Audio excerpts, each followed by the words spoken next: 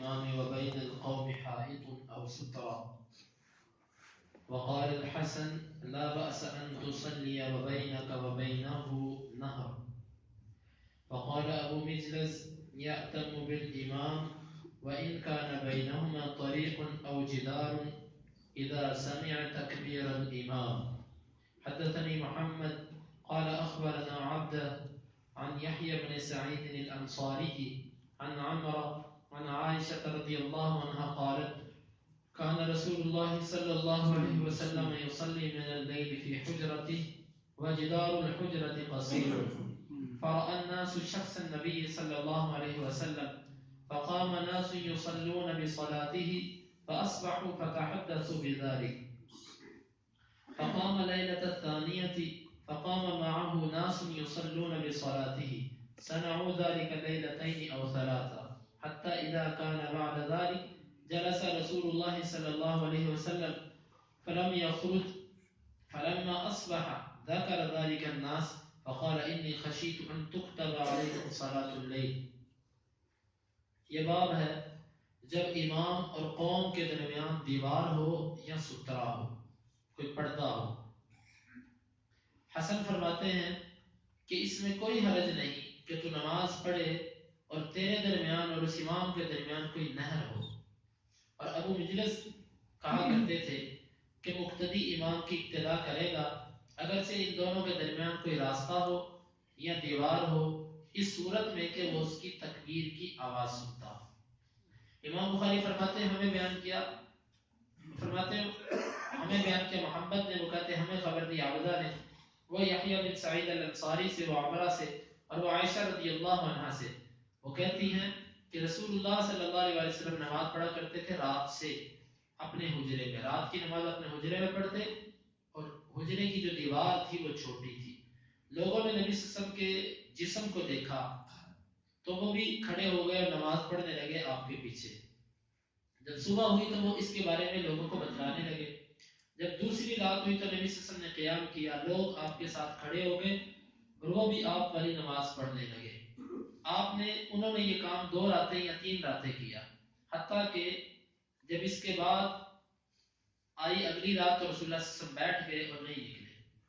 جس وقت صبح ہوئی تو لوگوں نے اللہ کے رسول سے اس بات کا ذکر کیا. آپ نے فرمایا میں ڈر گیا تھا کہ تمہارے اوپر رات کی نماز فرض کر دی جائے. امام بخاری رحمۃ اللہ علیہ کے باب کا مقصد کہ جب امام اور مقتدی کے درمیان کوئی رکاوٹ ہو، دیوار ہو یا پردہ لٹک رہا ہو تو کیا اس صورت میں امام کی اقتدا کی جا سکتی ہے کہ نہیں کی جا سکتی. یہ مسئلہ سلف کے درمیان اختلافی ہے. بہت سارے صحابہ، تابعین، تبع تابعین اس بات کے قائل ہیں کہ جب امام کی آواز آپ سن رہے ہو، امام کی آواز آپ سن رہے ہو اور آپ کے اور امام کے درمیان کوئی دیوار ہو، کوئی راستہ ہو، کوئی نہر ہو تو آپ کی نماز اس کی ابتدا میں ہو جائے گی. ہاں اگر اتنا فاصلہ بن جائے کہ آپ امام کی آواز نہ سن سکو تو پھر وہ کہتے ہیں کہ نہیں. اور کچھ علماء کا یہ موقف ہے کہ نہیں، اگر درمیان کے اندر رکاوٹ آ جائے، کوئی ایسی رکاوٹ جو بڑی رکاوٹ شمار کی جاتی ہے تو پھر اس کے پیچھے نماز نہیں ہوتی. ویسے انشاءاللہ اس کے بارے میں قطعی بات اور قطعی تحقیق انشاءاللہ کل کے درس میں پیش کی جائے گی. آج کے درس میں یہ بات ذہن میں رکھیے کہ یہ مسئلہ اختلافی ہے. مثلا جس طرح ہمارے سامنے مدرسہ ہے، اب درمیان میں ایک راستہ گزرتا ہے، سڑک ہے، اب اس کو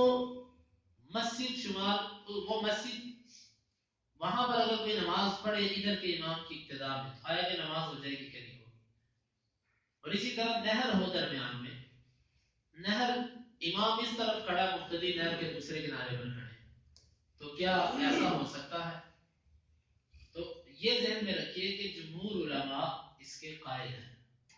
تو باقی انشاءاللہ اس مسئلے کی مزید تفصیل آئندہ کے درس میں آئے گی. حسن بصری کا امام بخاری کا اعلان اسی طرف ہے کہ جائز ہے. امام بخاری رحمۃ اللہ علیہ نے حسن بصری کا قول نقل کیا. وہ یہ کہا کرتے تھے کہ اس میں کوئی حرج نہیں کہ تیرے اور امام کے درمیان کوئی نہر ہو اور تو نماز پڑھے. لیکن یہ یاد رکھیے آج کے دور میں اس کا یہ مطلب نہیں ہے کیونکہ بندہ ٹیلی ویژن پر یا ریڈیو پر تراویحیں لگا لے رمضان میں، جو کعبہ امام مکہ کے اندر تراویح ہوتی ہیں، اور ان تراویحوں پر اپنے آپ کو پیچھے مقتدی بنا کر کھڑا کر لے ٹی وی کے پیچھے اور کہے کہ میں امام کی آواز سن رہا ہوں اس لیے میری تراویح اس کے پیچھے ہو جائے گی، یہ ابتدا نہیں شمار ہوتی۔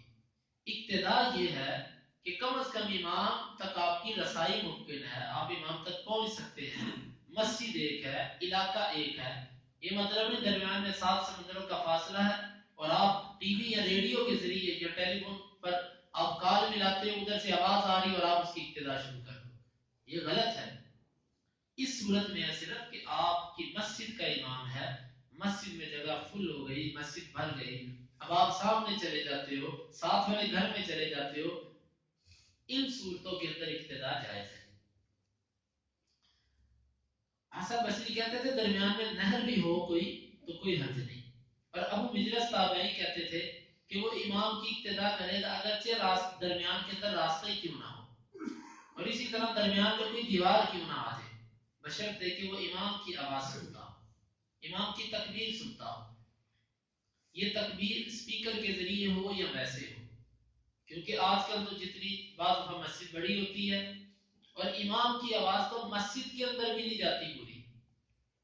تو یہ کیسے کہا جا سکتا ہے کہ اسپیکر کے بغیر امام کی تکبیر ہو سکے؟ نہیں،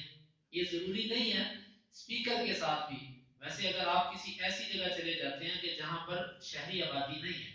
دیہاتی ماحول ہے، تو وہاں پر بھی آپ اگر آہستہ بھی بولیں گے تو آپ کی آواز دور دور تک جائے گی۔ شہروں کے اندر مسئلہ یہ ہے کہ رکاوٹیں بہت زیادہ ہیں، شور شرابہ بہت زیادہ ہوتا ہے، جس بنا پر آواز دور تک نہیں جاتی، بلکہ شہروں میں بھی اگر آپ رات کے 2-3 بجے بالکل سناٹا ہوتا ہے، آپ ادھر باہر سڑک پر کھڑے ہو کر اگر آواز دیں گے تو میں یہ سمجھتا ہوں کہ شاید آپ کی آواز نالے تک بھی جائے،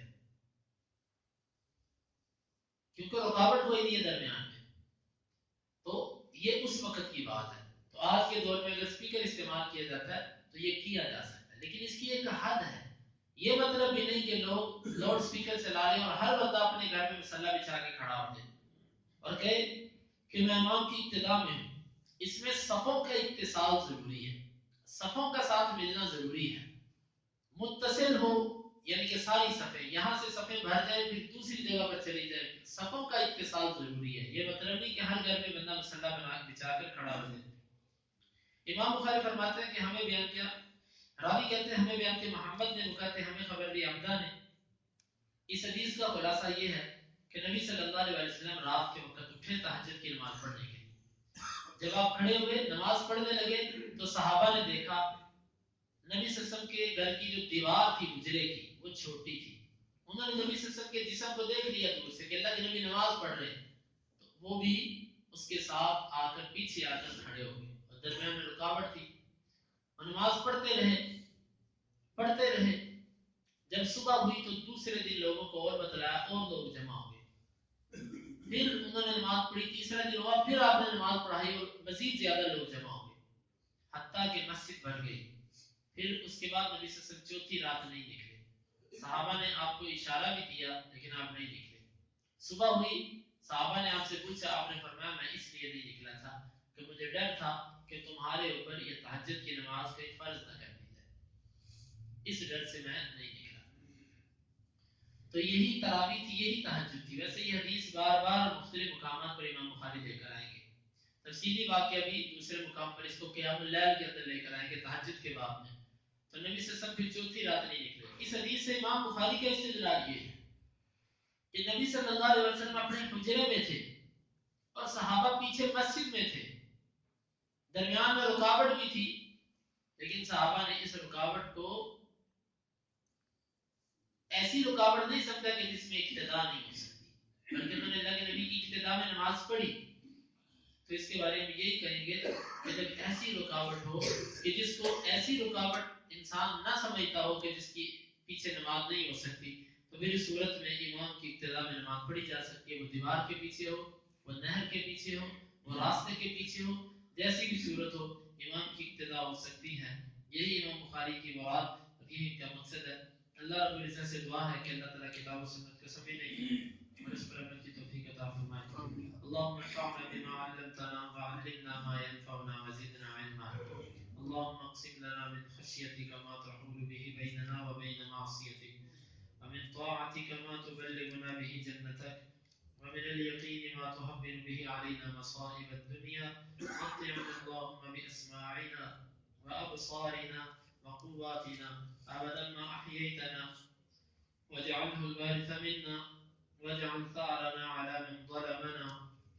ولا تجعل مصيبتنا في ديننا ولا تجعل الدنيا أكبر همنا ولا مبلغ علمنا ولا تسلط علينا من لا يرحمنا. وآخر دعوانا أن الحمد لله رب